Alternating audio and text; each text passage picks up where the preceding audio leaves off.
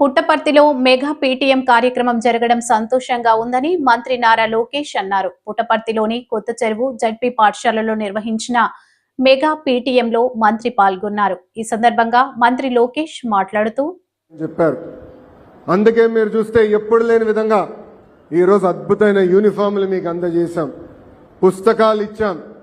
Private సంస్థకి ధీటుగా ఈరోజు మీకు బ్యాగులు కూడా ప్రభుత్వం అందజేసింది, షూలు కానీ ఇవన్నీ కూడా ప్రభుత్వం అందజేసింది.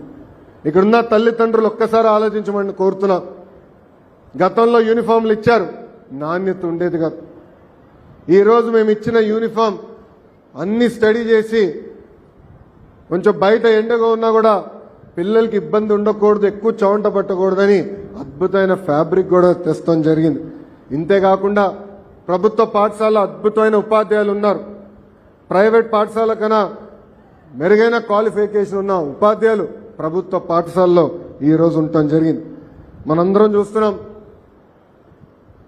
బయట ఉన్న పాఠశాలలో బాయిలర్ కోడ్ లాగా రూమ్లో కట్టేస్తారు.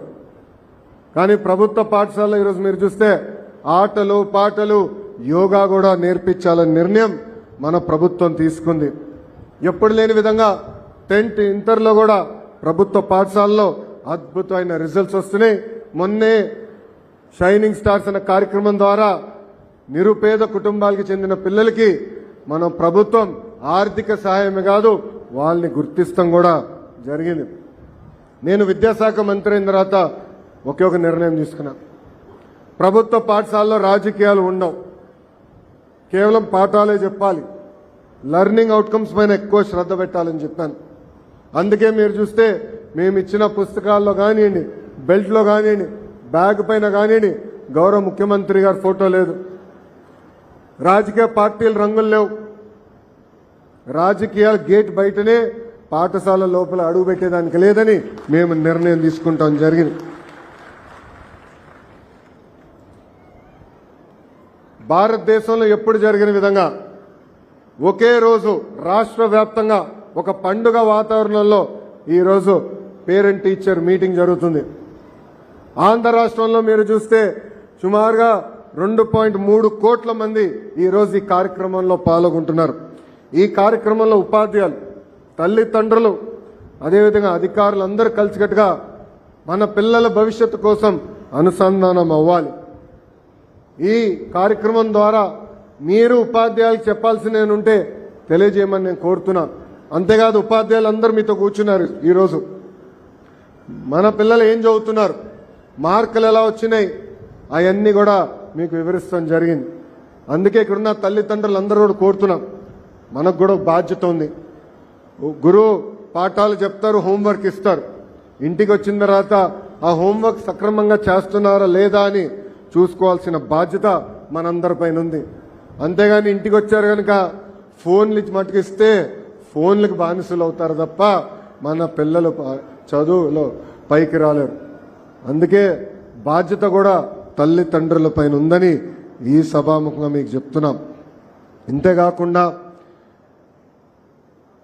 గౌరవ ప్రధానమంత్రి నరేంద్ర మోడీ గారు ఏక్ పేడ్ మా కే నామ్ అంటే అమ్మ పేరుతో ఒక్క మొక్క నాటమని ఆయన పిలిపించారు. ఆ పిలుపు మేరకు నాకు అన్న సమానమైన పవన్ అన్న ఆంధ్ర రాష్ట్రంలో 1 కోటి మొక్కలు నాటాలని ఆయన సవాల్ ఇస్తున్నారు. ఈరోజు ఈ సభాముఖంగా చెప్తున్నా, పవన్ అన్న విసిరేసిన సవాల్ని నేను స్వీకరిస్తున్నా. ఒక్క విద్యాశాఖ ద్వారానే 1 కోటి మొక్కలు నాటి 3 సంవత్సరాలు ఆ మొక్కలు పెంచే బాధ్యత మా పిల్లలు తీసుకుంటారు. అందుకే మన పిల్లలకి గ్రీన్ పాస్పోర్ట్ ఇచ్చాం. ఆ గ్రీన్ పాస్పోర్ట్లో ప్రతి సంవత్సరం మొక్క పెరిగిందా లేదా, 3 సంవత్సరాలు అయిన తర్వాత హెడ్ మాస్టర్ గారు ఆ గ్రీన్ పాస్పోర్ట్లో సంతకం పెడతారు. ఎందుకంటే మన పిల్లలకు బాధ్యత పెరగాలి. మొక్క చూసుకుంటూ అనేది ఒక పవిత్రమైన బాధ్యత. ఆ బాధ్యత పెంచేదానికి ఈరోజు మన పిల్లలకి గ్రీన్ పాస్పోర్ట్ కూడా ఇస్తాం జరిగింది. ఇక్కడున్న పిల్లల్ని అందరినీ నేను కొన్ని విషయాలు చెప్పాలనుకున్నా. నా జీవిత ప్రయాణంలో నేను ఎన్నో నేర్చుకున్నా, 5 మీతో పాలు పంచుకోవాలనుకుంటున్నా. మొదటిది, రోడ్ లెస్ ట్రావెల్డ్ పైన మనం నడక చేయాలి. అంటే అందరూ ఒక దారి వెళ్తే మనం ఇంకొక ప్రత్యేకమైన దారి మనం ఎంచుకోవాలి. దీనికి నేను రెండు ఉదాహరణలు ఇస్తాను నా జీవితంలో. మొదటిది 2019లో గౌరవ ముఖ్యమంత్రి నారా చంద్రబాబు నాయుడు గారు నువ్వు ఎక్కడ పోటీ చేస్తావంటే ఎప్పుడు గెలవని నియోజకవర్గం నాకు ఇవ్వమని నేను కోరా. ఆ నియోజకవర్గం పేరు మంగళగిరి. 2019లో 5,300 ఓట్లు మెజార్టీతో నేను ఓడిపోయా. ఓడిపోయిన రోజు నాలో బాధ ఆవేదన వచ్చింది. కానీ రెండో రోజు నుంచి ఆ బాధ ఆవేదన నాలో కసి పెంచి 5 సంవత్సరాలు కష్టపడి మళ్ళీ అక్కడనే పోటీ చేయాలని గెలవాలని ఆనాడు నిర్ణయం తీసుకున్నాం. 2024లో యావత్ ఆంధ్ర రాష్ట్ర చరిత్రలో ఎప్పుడు రాని విధంగా నాకు మెజారిటీ ఇచ్చారు మంగళగిరి ప్రజలు. ఇది మన పిల్లలకి నేను ఎందుకు చెప్తున్నా, ఈరోజు పేపర్ చదువుతుంటే చాలా బాధ వస్తుంది. ఒక్క సబ్జెక్టులో తక్కువ మార్కులు వచ్చినాయని పిల్లలు ఆత్మహత్య చేసుకుంటున్నారు. ఒక్క సబ్జెక్టులో ఫెయిల్ అయ్యారని పిల్లలు ఆత్మహత్య చేసుకుంటున్నారు. అవసరం లేదు. ఒక మార్కు తగ్గిందనో ఒక సబ్జెక్టులో వెనకబడ్డామని బాధపడాల్సిన అవసరం. ఆ ఫెయిల్యూర్ మనలో కసి పెంచాలా, పట్టుదల పెంచాలా, మళ్ళీ సాధించి కానుకగా తల్లి తండ్రులకి ఇచ్చే బాధ్యత ఇక్కడున్న మన అందరిపైన ఉంది. రెండోది, నేను విద్యాశాఖ మంత్రి అవుతున్నానంటే చాలా మంది నాకు ఫోన్ చేశారు. అంత కఠినమైన శాఖ నీకు అవసరమా? సంఘాలు ఉంటాయి, మధ్యాహ్న భోజనం లేని అటు ఇటు పొరపాట్లు అవుతే మళ్ళీ నీకే ఇబ్బంది అంటే నేను చెప్పా అందుకే విద్యాశాఖ నాకు కావాలి. కష్టమైన పని నాకు ఇష్టం. ఈరోజు గౌరవ ముఖ్యమంత్రి గారి ఆదేశాల మేరకు మన పిల్లల భవిష్యత్తు తీర్చిదిద్దే బాధ్యత నాకు ఇచ్చారు. అందుకే మీరు చూస్తే అద్భుతమైన సంస్కరణలు ఈరోజు నేను విద్యాశాఖ మంత్రిగా తీసుకొస్తాం జరిగింది. గతంలో మనందరం చూసాం, చిక్కీలో కానీ గుడ్లో కానీ మధ్యాహ్న భోజనంలో కానీ నాణ్యత లేకుండా పోయింది.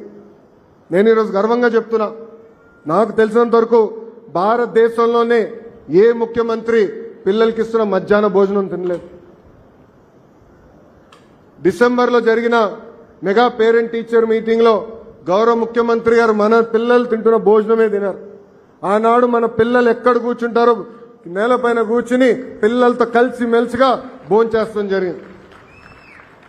ఆ రోజే గౌరవ ముఖ్యమంత్రి గారు మనసులో పడింది, అన్నం బాలేదు, మార్చాలని నిర్ణయించారు. తిరిగి నేను ముఖ్యమంత్రి గారితో హెలికాప్టర్లో ప్రయాణం చేస్తే 30 నిమిషాల పాటు మన పిల్లలకి ఇస్తున్న భోజనం గురించి ఆయన మాట్లాడారు. అక్కడి నుంచే వచ్చింది ఈరోజు మన పిల్లలకి ఇచ్చే సన్న బియ్యం. దొక్క సీతమ్మ గారి పేరుతో మధ్యాహ్న భోజనం ఈరోజు నాణ్యమైన సన్న బియ్యంతో మన పిల్లలకి అందజేస్తున్నారు గౌరవ ముఖ్యమంత్రి శ్రీ నారా చంద్రబాబు నాయుడు గారు.